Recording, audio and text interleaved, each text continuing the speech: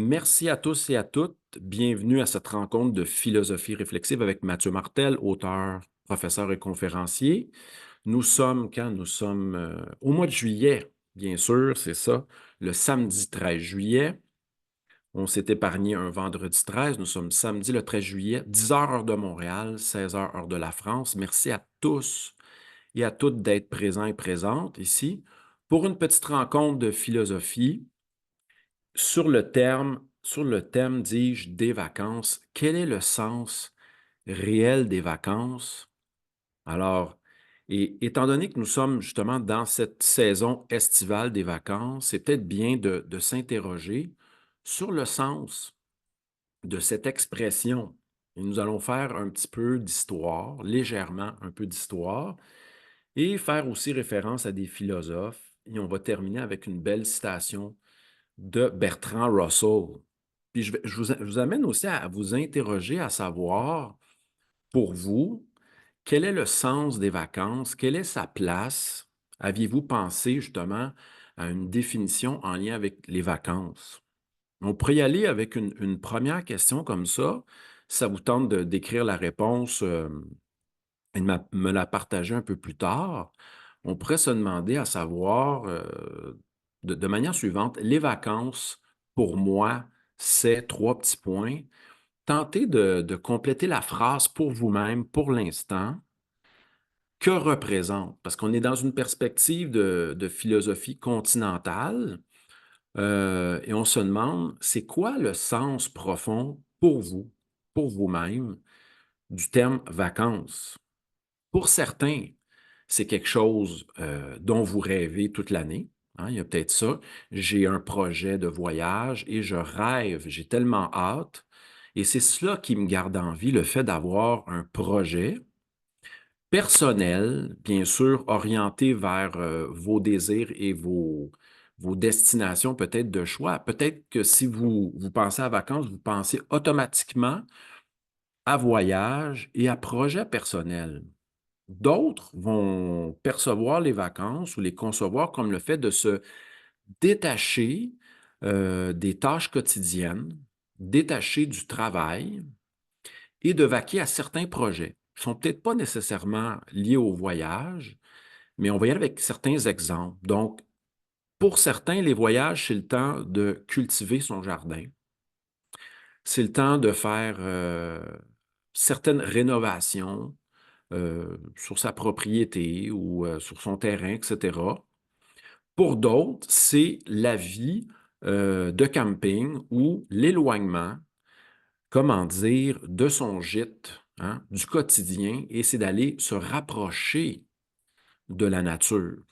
Donc de quitter l'emplacement de la vie au quotidien, de s'éloigner aussi du monde du travail pour aller, vivre une autre expérience, que Schopenhauer nommerait peut-être une expérience esthétique, hein, où il y aurait, communion avec la nature et on changerait de rythme de vie. Pourquoi on changerait de rythme de vie? Parce que justement, nous ne sommes plus obligés, heu, d'accomplir, le travail au quotidien, hein. On sait, bon, disons, que la majorité des gens travaillent un 7-8 heures.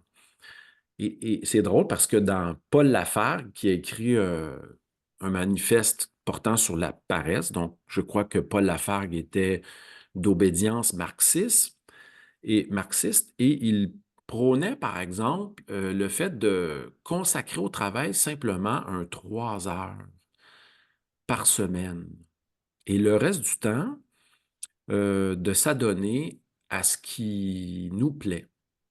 Donc, on a ça ici. Donc, pour certains, les vacances, c'est s'éloigner du contexte du travail, des tâches obligatoires sur une semaine, par exemple, de 40 heures, hein, souvent étalé sur un 5 jours. C'est peut-être ça aussi. Mais faisons un peu d'histoire. Allons voir ce terme vacances, hein, qui vient du latin vacare, donc étymologiquement, qui signifie être vide. Voilà, c'est assez vaste. Avoir du temps. Donc, c'est intéressant Être vide, donc, est-ce qu'on fait référence ici à un espace mental qui est vide, qui est sans but, sans projet, sans plan? Est-ce qu'on fait référence à ça, au sens de vacaré? Mais ce qui est sûr, c'est de disposer du temps pour soi. Donc, le temps n'est pas orienté vers l'accomplissement de tâches liées à une autorité ou liées à un métier, liées à la nécessité, à certaines obligations, mais qui dit vacances, en lien avec vacaré, dit de disposer du temps pour soi. Donc, le temps serait, dans cette perspective, une forme de richesse.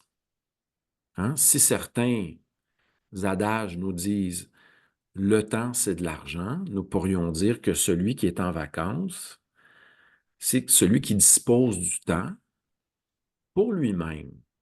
Et en quoi investira-t-il son temps? Ça, c'est une autre question. Donc, vacaré, hein, c'est, ça signifie aussi, c'est en lien avec toi qui as du loisir. Et là, toi, individu en vacances qui a du loisir, ça réfère à deux notions. Une notion grecque, la fameuse scolée, hein, qui est formée scolaire, etc. Donc, c'est drôle parce que chez les nobles grecs, bon, lorsqu'on parle, par exemple, au 6e, 5e, 4e siècle avant notre ère, on pense aux cités artistiques comme Athènes, culturelles. Scolet veut dire hein, avoir du temps libre, mais du temps libre destiné à quoi? Donc, pour les anciens philosophes ou les nobles, c'était du temps destiné au repos, destiné à la lecture, la méditation et la culture de l'esprit. Donc, c'est ça, Scolet, qui a donné, en latin, par exemple, quand on pense à Cicéron ou à Sénèque qui ont utilisé ce terme, cela fait référence chez les latins au terme otium. Donc, otium, O-T-I-U-M. Hein? Donc, Sénèque en parle, Cicéron en parle. C'est une forme de repos, mais c'est aussi en opposition avec un autre terme, hein? Négocium, hein? Celui qui est affairé, qui fait de la négociation. Donc, on a osium et négocium. Donc, c'est celui qui se détache des affaires publiques, celui qui se détache de ses fonctions, qui s'éloigne aussi des obligations, des affaires du quotidien. Donc, celui qui expérimente l'osium s'oppose à l'homme affairé ou la femme affairée, occupée, ayant des charges publiques, ayant des obligations personnelles, hein, la personne qui est aussi attachée à un calendrier, à un agenda. Donc, ce sont des expériences à l'époque réservées aux gens qui se sont détachés des obligations, de la nécessité.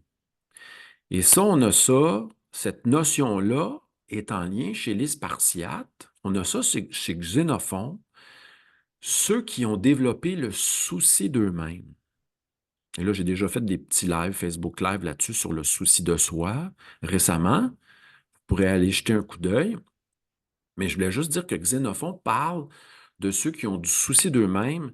Ce n'est pas tout le monde qui a accès dans l'Antiquité au fait de se soucier d'eux-mêmes. Et là, Xénophon, lui, était propriétaire dans le Péloponnèse, je crois, d'une ferme, ou pas d'une ferme, mais d'un terrain. Mais à l'époque, il y avait de l'esclavage. C'est ce qui permettait aux nobles d'avoir du temps pour eux. Donc aujourd'hui, on n'est plus dans ce contexte-là, mais ces notions-là de souci de soi, d'avoir du temps pour soi, c'était pour une classe de gens privilégiés. C'est drôle, je fais un petit parallèle. Récemment, j'écoutais un homme d'affaires discuter en ligne. Il disait, je n'engage pas entre guillemets, des gens drogués par le travail, des workaholics. Il dit, je n'engage pas ces gens parce qu'il dit, je vois chez certains propriétaires ou chez certains hommes d'affaires qui ont autres responsabilités, je vois que même ces hommes d'affaires-là, souvent, ou femmes d'affaires, s'offrent du temps pour eux-mêmes, ont une passion autre que le travail, ont une passion autre que toujours penser à leur projet. Il donnait des exemples. Certains vont peindre, d'autres vont étudier la musique, jouer de la musique, d'autres vont lire et ou pratiquer un art, euh, pratiquer aussi une forme de yoga ou quoi que ce soit. Donc, ils sont capables de se détacher de cette obsession du travail. Voilà. Donc là, on a les termes osium et scolais, bon, développés par les Grecs, mais revenons maintenant à l'histoire française. Ici, j'ai pris quelques notes.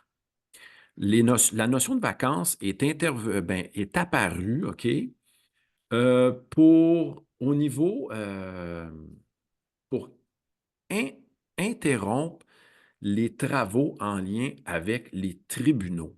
Donc, c'est une genre de pause dans un contexte légal, etc., de procès et tout. Donc, le premier, puis ça, je crois que on remonte peut-être au 15e, 16e siècle, donc l'interruption des travaux en lien avec les tribunaux. Donc, on emploie le terme vacances en ce sens. Ensuite, le deuxième sens, au 17e, vacances comme congé accordé aux élèves. Et on sait qu'en France, quelquefois, bon, nous au Québec, ça fonctionne d'une certaine manière, hein, je vais vous expliquer ça rapidement. On a les vacances d'été, voilà, et certaines vacances durant le temps des fêtes, mais en France, les vacances sont ponctuées de manière peut-être différente. Je sais que quelquefois, les élèves ont des 2 semaines de pause. Ils vont retourner ensuite étudier, faire des travaux scolaires, etc. Mais c'est différent. Ensuite apparaît en 1900, est-ce que je ne me trompe? Est-ce que c'est 36 ou 56? Je crois que c'est 36, les vacances associées à des congés payés. Et là, nous gardons cette tradition-là, hein. Nous avons certains congés payés liés à des fêtes, la fête du travail, la fête des patriotes au Québec, etc., ou les congés liés à Noël, le jour de l'an, la fête nationale, etc. Et voilà, donc les gens ne travaillent pas ces journées-là ou bénéficient d'un surplus monétaire s'ils travaillent, mais ce sont des congés fériés payés. Donc, ça, c'est 1936 au niveau de l'histoire. Je vais juste revenir au terme scolais, là. Je reviens avec un terme. Quand on dit que les Grecs ou les nobles ou les philosophes grecs pratiquaient la scolais ou avaient du temps pour eux-mêmes, ce n'était pas du temps justement orienté vers la paresse ou l'inertie, hein. Donc, c'est vraiment un temps libre orienté vers certaines visions nobles, hein, la méditation, la lecture, la culture. Donc, il y a comme un idéal de culture qui se cache derrière ou qui est à l'intérieur même du terme scolaire. Deuxième élément, c'est le retrait de la vie active. Donc, une forme de retrait. Et là, on a un exemple intéressant, Montaigne, qui prend sa retraite à Bordeaux. Je crois qu'il occupait les fonctions de maire ou des fonctions publiques à Bordeaux à l'âge de 38 ans, héritant du château de son père. Vous irez voir ça. Je vous invite à aller voir ça à travers les vidéos sur le net. Allez voir le château de Montaigne, hein? Sa petite tour où il avait gravé, c'est merveilleux, en grec, en latin, des sentences provenant d'Épicure, d'Épictète, de Platon, etc., sur les poutres de la tour de son château, où il était reclus, où il faisait des études, lisait, écrivait, bien sûr, a développé ses essais, aujourd'hui disponibles en 3 volumes, hein. Donc, on est à la période de la Renaissance et vous irez voir la bibliothèque de Montaigne reconstituée et les poutres avec les citations gravées au plafond pour se rappeler à lui-même, hein, de cette culture riche des Latins et des Grecs. Donc, Montaigne, justement, rédigeait, lisait s'est retiré de la vie publique à 38 ans pour rédiger les essais qu'on connaît, qui est un style, hein, où on écrit bien sûr au jeu, et Montaigne se disant quelqu'un qui va investiguer son moi. Donc, il y a peut-être la naissance de ce concept-là. On l'a aussi chez Descartes un peu plus tard, le moi chez Pascal, mais ce n'est pas, c'est vu d'une façon, certains vont appeler ça l'égotisme, donc l'exploration du moi, de la vie de Montaigne à travers ses essais. Et je me place pas ici comme un spécialiste de Montaigne, mais simplement pour vous montrer que dans la notion de ce cas-là, il y a distanciation avec la vie publique. OK. Euh, on va y aller avec certaines idées reçues, hein? Euh, donc, je vais juste vous saluer pendant que vous êtes là. Je demanderai à Vanda de juste fermer son petit micro pour l'instant. On salue Marie-Soleil. Merci à tous et à toutes d'être là. On est toujours dans notre réflexion philosophique bimensuelle avec Vox Populi. On remercie Jean pour l'invitation. On s'interroge sur le sens réel des vacances. Salutations à Marie-Soleil, à Caroline, merci d'être là. Cathy, Jean, Vanda, Anne et Danou. Et à ceux et celles qui nous écouteront, bien sûr, en différé. J'aimerais simplement vous dire que si vous avez manqué nos 18 dernières rencontres, vous pouvez aller à deux endroits, si vous voulez le noter pendant que vous êtes là, Réseau Vox Populi sur YouTube ou d'autre part sur mon site mathieumartel.com dans la section vidéo. On a nos 18 enregistrements depuis décembre 2022. On aura une prochaine rencontre le 25 juillet 2024, donc on poursuit l'aventure. Je reviens avec certaines idées reçues. OK. J'avais une collègue qui préparait un voyage. Est-ce que c'était en Tchécoslovaquie? Est-ce que c'était en Roumanie? Certes, c'était dans les pays de l'Est. Et elle me disait, c'est intéressant, donc il y a certaines idées reçues. Cette idée de voyage auquel je rêve toute l'année me permet, comme objectif, de passer à travers mon année de travail. C'est ce qui me maintient en vie. Donc, d'un côté, les vacances ou ces périodes où nous nous sommes séparés de nos fonctions publiques ou fonctions professionnelles, c'est un espace qui nous permet justement de réaliser certains rêves, de se séparer du quotidien pour aller explorer un monde que nous allons découvrir bien sûr à travers le voyage notamment, mais un monde qui présuppose que l'humain rêve de d'autres choses, que que le travail est un moyen, mais que le voyage ou cette quête à travers les vacances, cette quête de projet, d'objectifs, va plutôt nourrir l'être humain. Donc, nous ne sommes peut-être pas faits essentiellement, uniquement pour travailler. Certes, ça met de l'ordre, ça nous donne une certaine routine, ça nous permet de se sentir utile, de développer ses capacités, mais on dirait que l'être humain veut un peu plus, veut approfondir ce qui est peut-être en lien avec son essence profonde. Et c'est là la question qu'on pourrait se poser, hein? À travers vos projets de voyage, notamment, que cherchez-vous?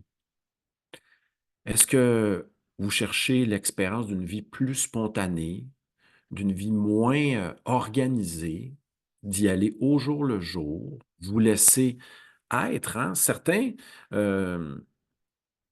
partent en voyage, s'en vont vivre dans une autre culture pour être plus spontanés, se laisser être et se laisser porter. Et certains vont même naître à eux-mêmes, vont se découvrir à travers soit leurs intérêts, leur style de vie, à travers leurs capacités. Donc ça, c'est mon premier exemple, hein. Donc je répète, c'est ceux qui disent: «Je ne vis que pour mes vacances» ou «Je ne vis que pour un voyage que je suis en train de prévoir». C'est ça qui me permet de passer à travers, mon quotidien. OK? Aristote, on y va avec un deuxième point. Aristote nous dit que, là, je fais un lien avec le travail. Parce que je me suis fait dire par certains individus, écoutez, j'ai des gens que je rencontre qui me disent mon travail n'est qu'alimentaire. Mon travail, bref, c'est pour payer les factures pour vivre. Je travaille pour survivre, etc. Mais Aristote dit qu'il est important que le plaisir accompagne notre métier. Donc, c'est quelque chose d'important. Et peut-être que ceux qui n'ont aucun plaisir au travail ou à établir, à vivre d'une certaine vocation ou de pratiquer certains métiers, peut-être qu'on devrait se questionner à savoir est-ce que je trouve quand même un plaisir qui accompagne mon travail. Pour Aristote, le plaisir n'est pas tout. Le plaisir va nous accompagner à travers certaines tâches que nous allons accomplir, certaines tâches variées. Donc, on ne se questionnera pas aujourd'hui à savoir qu'est-ce que peut nous apporter le travail. J'en ai mentionné un peu quelques éléments, mais notion importante pour Aristote, le plaisir doit accompagner le travail. Donc, on pourrait se demander à savoir si on ne rêve que de vacances, si on compte les jours, parce que je connais des individus qui comptent leurs jours avant leur retraite, hein, même 5 ans avant, 7 ans. Il y en a des gens que j'ai rencontrés qui rêvaient de partir en Afrique et disaient j'accomplis mon labeur à chaque jour, même si je n'aime pas ça. Donc, Aristote nous dit de vérifier, à savoir, trouvez-vous quand même un peu de plaisir à travers vos tâches quotidiennes. Alors, pour certains, et je l'ai entendu chez plusieurs, je pourrais peut-être me placer dans cette position. Pour certains, là, je suis dans le cadre encore du travail. Moi, souvent, j'ai répondu à des gens, je ne sens pas que je suis en train de travailler parce que je suis passionné par ce que je fais, puis parce que je sens que c'est un appel, une vocation. Et j'ai entendu souvent des animateurs de radio dire cela. Pour moi, c'est un privilège que de pouvoir animer une émission de radio, être en contact avec le public, et je ne vois pas ça comme un labeur. Donc, on pourrait se poser la question, pour celui et celle qui est passionné par ce qu'il fait, pour celui et celle qui œuvre en lien avec sa vocation, a-t-il quand même le goût de vacances? A-t-il besoin de vacances? Étant donné qu'il ne considère pas son travail comme étant un réel travail, mais comme étant une passion. Je vais ouvrir une parenthèse, donc je vous pose la question, hein, est-ce que vous êtes de ceux-là, de celles-là qui considérez que ça dans quoi votre domaine principal, est-ce que vous considérez que c'est une passion, une vocation, mais par le fait même, avez-vous quand même besoin de vacances? Et là, je vais répondre. OK? Bien, vous allez pouvoir aussi y réfléchir. Mais je crois que malgré tout, même si nous sommes passionnés, appelés par une vocation, que ce soit les soins, l'enseignement, que ce soit la passion de la recherche. J'ai un ami, Martin, que je salue, qui, lui, est passionné par le fait de relever toutes sortes de défis à travers ses études. Il est passionné aussi par le fait de résoudre des problèmes. A-t-on quand même besoin de vacances, même si nous sommes passionnés et appelés par une vocation? Et je répondrais que oui. Simplement pour prendre une petite pause, se distancier même de ce qui nous anime. Il est peut-être bien quelquefois de se retirer, et ça, on vient à l'étymologie, hein, faire le vide. Donc, ça peut être au niveau mental, se détacher de cette passion-là, de préoccupations liées, par exemple, à la musique, au fait de développer un art. Nous avons connu les exemples d'artistes qui ne mangent plus parce qu'ils sont passionnés par le fait de peindre une œuvre, hein, qui oublient de se coucher, de prendre soin d'eux, qui ne dorment plus, qui se couchent à des heures désorganisées au nom de l'amour, de la passion, etc. On a même ça au niveau de la passion amoureuse.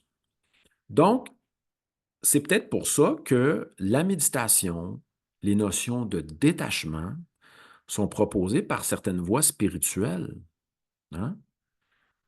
Que l'on pense à la méditation pleine conscience, où on suggère 5 fois par jour de respirer profondément en ne s'attachant pas à nos pensées pendant 5 minutes.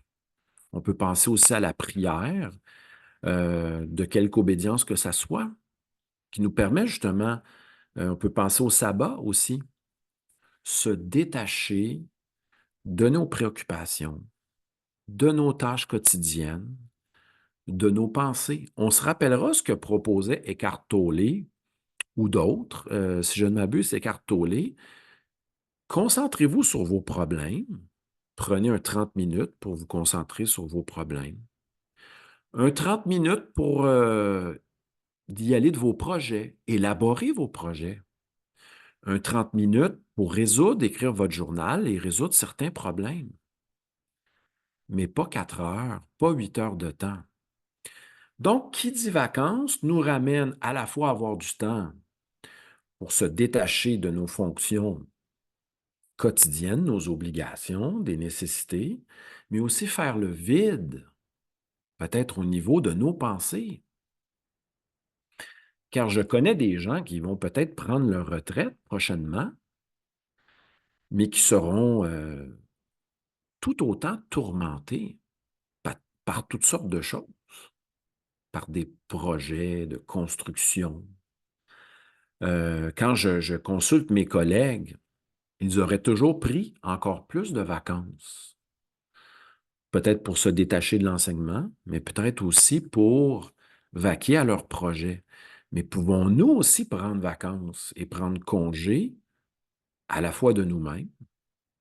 Hein, ça nous rappelle le titre de Fabrice Midal, qui est justement praticien du zen, du bouddhisme et docteur en philosophie au niveau de l'esthétique, qui a écrit un livre Foutez-vous la paix. Est-ce que nous nous foutons la paix? Sommes-nous vraiment en vacances, c'est-à-dire de ne pas constamment nourrir nos angoisses, nos problèmes, nos préoccupations, nos projets? Sommes-nous capables de prendre congé de la pensée? Et dans les voies orientales, la plupart des voies orientales, c'est justement euh, fortement suggéré que d'apprendre à se détacher de nos pensées. On a ça chez les stoïciens aussi. Donc, c'est un autre point que je soulevais. Euh, celui qui n'a pas besoin de vacances, hein, qui ne voit pas d'opposition entre travail et vacances, est peut-être capable de dire, peu importe où je suis, peu importe ce que je fais, je suis bien et heureux, hein, peu importe le temps et le lieu. Donc ça serait peut-être l'individu qui euh, est capable de vivre l'instant, vivre le moment et de s'occuper de ce qu'il a, s'occuper selon la situation, selon le moment. Peut-être que pour cet individu-là, les notions de travail ou de vacances, il n'y a plus de dichotomie, il n'y a plus d'opposition pour celui qui s'occupe de ce qui survient dans l'instant présent, selon la situation. Il y aurait peut-être ça. Euh, je me rappelle plus cette belle citation d'une écrivaine française. J'ai tenté de retrouver cette citation-là, de trouver l'autrice ou l'auteur de cette citation-là, mais j'avais vu passer récemment une belle définition des vacances. Puis on tentera, nous, par la suite, d'élaborer des caractéristiques de qu'est-ce que d'être en vacances ensemble. Être en vacances, nous aurait dit cet auteur, c'est n'avoir rien à faire toute la journée et d'avoir tout le temps pour n'avoir rien à faire. Mais est-ce possible? Essayez cette expérience-là de Blaise Pascal, même proposée par U.G. Krishnamurti, de vous asseoir sur une chaise. hein. Donc, pas de livre dans les mains, rien dans les mains, pas de téléphone, pas d'Internet, etc. Rien sous la main, simplement s'asseoir. Nos ancêtres faisaient cela souvent, assis sur le balcon, contemplant la nature. Ou il y a un monsieur que je salue sur la rue Fayon. Il est assis sur son balcon, il observe. Là, nous ne savons pas s'il est en train de ruminer ou quoi que ce soit, mais il est peut-être possible de simplement contempler, et ça, Eckhart Tolle avait vécu cette expérience-là, voyant ce qui se passait autour de lui comme étant du cinéma.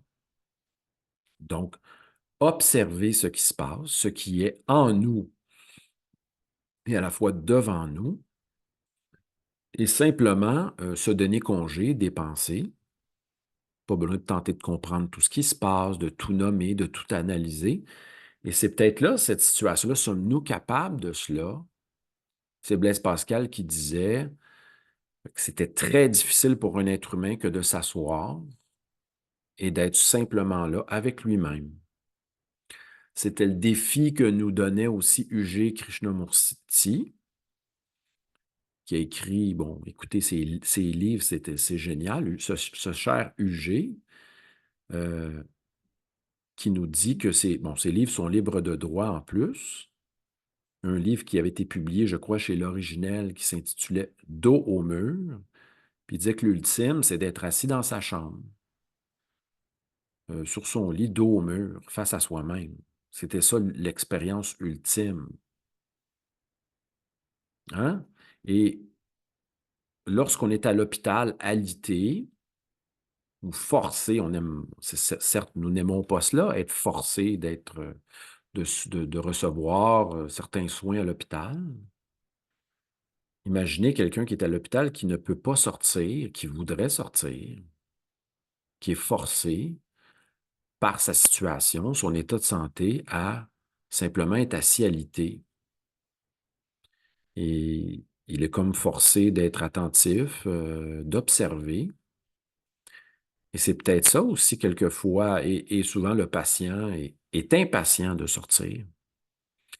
Et trouve ça difficile que d'être patient et d'apprendre à observer, écouter et ne rien faire. Est-ce que ça serait ça, les vacances? Souvent, je le dis, quand je n'enseigne plus, les gens m'appellent, est-ce que tu veux qu'on se voit, te projeter?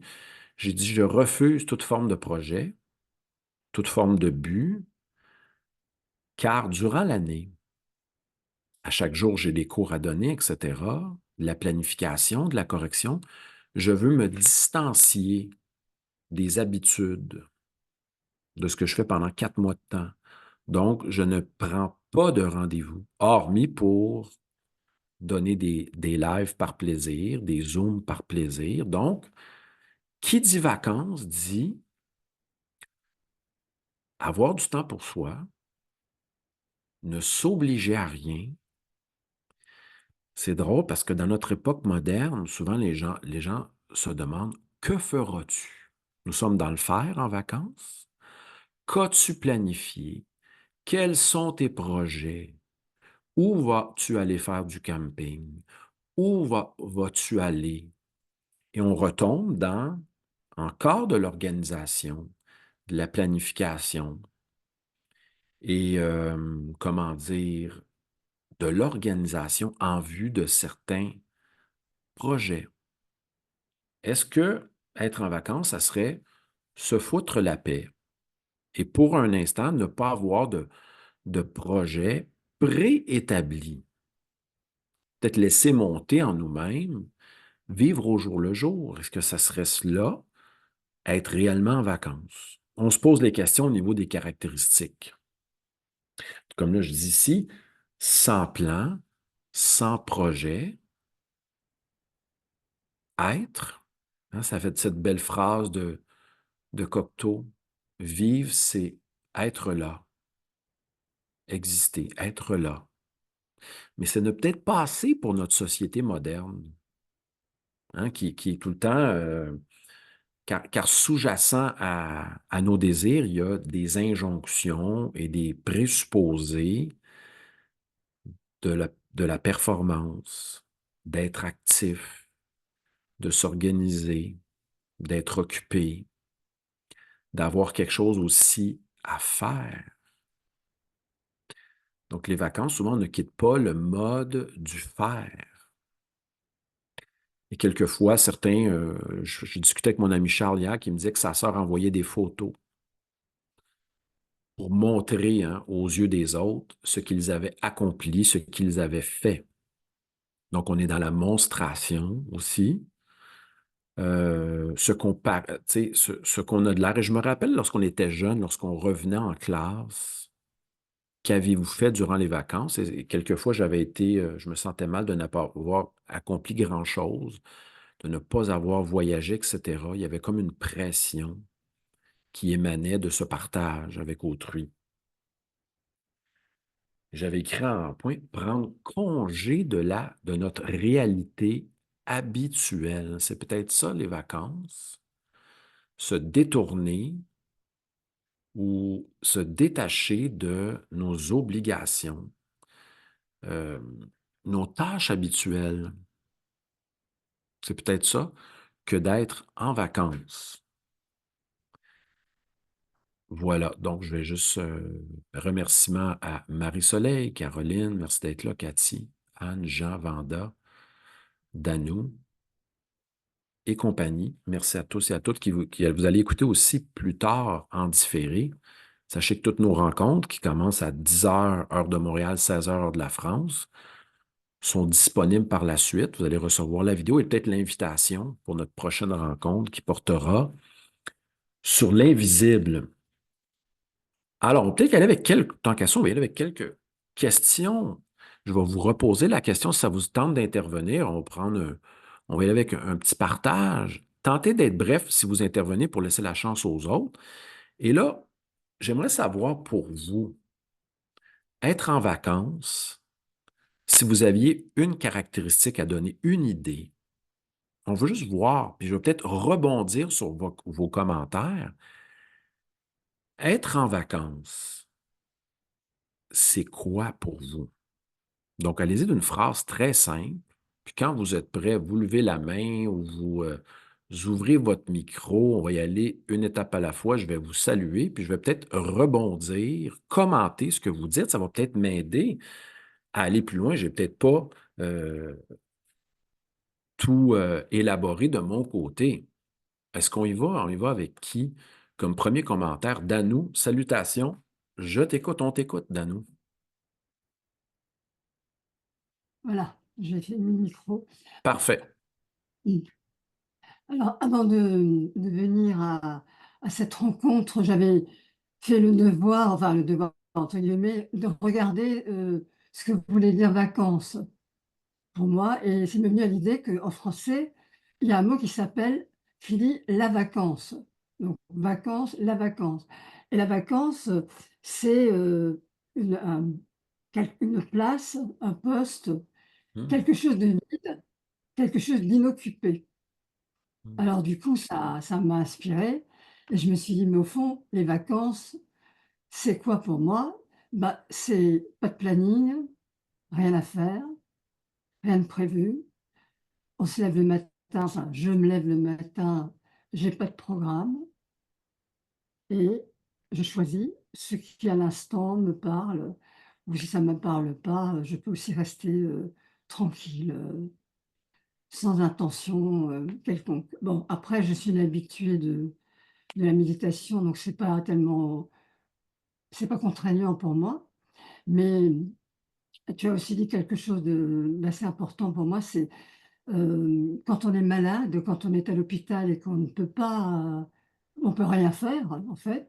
Bah, il m'est arrivé ça, il y a de nombreuses années maintenant, où le pronostic vital était engagé, sérieusement et où je ne pouvais rien faire. C'est-à-dire j'étais en fait incapable de bouger, de faire, des choses, et même incapable, d'avoir une démarche, on va dire mentale, cérébrale et cetera, hmm, donc être présente à l'instant et alors c'était pas facile, mais il s'est avéré qu'à un moment donné, ça a été extrêmement, enfin j'ai eu une expérience très très curieuse, enfin moi entre-temps, ça s'est reproduit mais autrement, c'est qu'on était très plein quand on est vide. Mmh. Bon, c'est difficile d'expliquer là comme ça tout de suite, mais je dirais pour moi, en résumé, pour pas prendre trop de temps pour les autres, pour moi les vacances, la vacance, c'est un non-temps. C'est un moment où le temps n'existe pas. Mmh. Il existe plus Beh, comme étant, c'est plutôt un espace et il n'a pas besoin de le remplir cet espace. Après, c'est chacun comme il peut évidemment, hein. Voilà. Je merci m'arrête là Dano parce que merci pour ton commentaire. Je vais, revenir, rebondir là-dessus. Heu Et ce qui est intéressant, Dano, dans ce que tu dis, bon, il y a 2 éléments que j'ai notés, justement, pas de planning, pas de projet, je me lève le matin et être attentif à ce qui monte en nous, ce qui nous inspire et comme tu dis, si je n'ai envie de ne rien faire, je demeure tranquille et plus tard dans ton intervention, tu as dit, la vacance, bien sûr, c'est un non-temps, donc on ne fait plus référence au temps habituel, le temps de l'horloge, et cetera, et on a de l'espace et il y a une forme de plénitude, plénitude d'être, hein, dans cet espace-là où il n'y a pas de temps. Donc on revient à l'être, sans but, sans objectif. On peut se laisser porter par des inspirations, comme on peut demeurer tranquille. Merci pour ton intervention. Il y avait une autre mélodie, il y avait Vanda. Donc, on repose notre question. On va laisser la parole à Vanda. Donc, être en vacances, de façon brève, Vanda, qu'est-ce que c'est? À quoi réfères-tu cette expérience? D'abord, bonjour tout le monde. Je suis toujours en vacances car je suis retraitée depuis bien des années, Hmm. mais toujours très occupée. Beaucoup de bénévolat, comme tu le sais. Ensuite, je marche beaucoup, 12 à 13 000 pas par jour. Je garde ma petite fille lorsque nécessaire parce que, bon, les journées pédagogiques, ça existe. Et aussi l'amitié. J'ai beaucoup d'amis, comme Annick, Niki, que tu connais, et qu'on va se voir très bientôt. J'adore ce que je fais. Et puis, je suis en santé et tout va bien pour moi.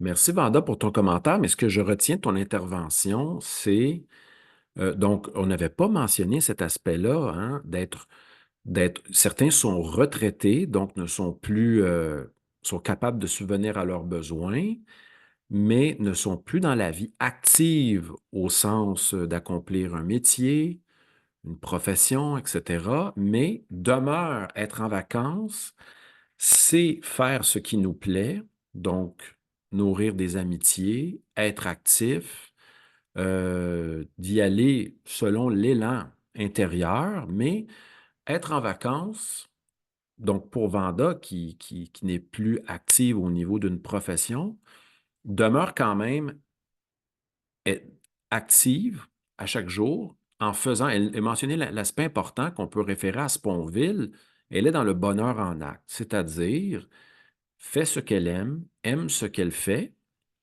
et n'a pas d'obligation qui vient d'une autorité, d'une tâche à accomplir. Et c'est aussi, elle parle, elle définit cette expérience comme étant des vacances. Mais ce que je retiens, c'est de faire ce que nous aimons, aimons et d'aimer ce qu'on fait. Voilà. On va passer à un autre commentaire. Est-ce que quelqu'un veut tenter de répondre à ma question? Être en vacances, pour moi, qu'est-ce que c'est? Qu'est-ce que cela ou qu'est-ce que cela représente comme expérience? Donc, je suis allé avec plusieurs idées reçues. Est-ce que quelqu'un voudrait y aller? Marie-Soleil, est-ce que ça te tentait? Je voyais, est-ce que ça te tentait de faire un petit commentaire, Marie-Soleil? Si tu es à l'aise, tu peux y aller, ouvrir ton micro. On t'écoute. Vas-y, ou on va demander à Jean de. OK. Vas-y, Marie-Soleil. Vas-y, Marie-Soleil. Oh mon Dieu. C'est parce que j'étais sur le. OK. Ben moi, je suis retraitée aussi. Et qu'est-ce qui m'a beaucoup frappé? Moi, ce serait comme prendre des vacances, des vacances. Ça a l'air drôle à dire. Tu sais, cette expérimentation de la vie quand elle se présente telle qu'elle est, puis de suivre le mouvement de la vie, ça a été ma pratique pendant plusieurs années. Et on dirait qu'il y a comme un besoin inné de ah, j'aimerais ça expérimenter d'autres choses, comme un besoin de m'ouvrir encore à plus grand. Puis ça m'a amené à la question, est-ce que la conscience, tu sais, mettons, j'ai beaucoup aimé quand tu as dit que foutez-vous la paix.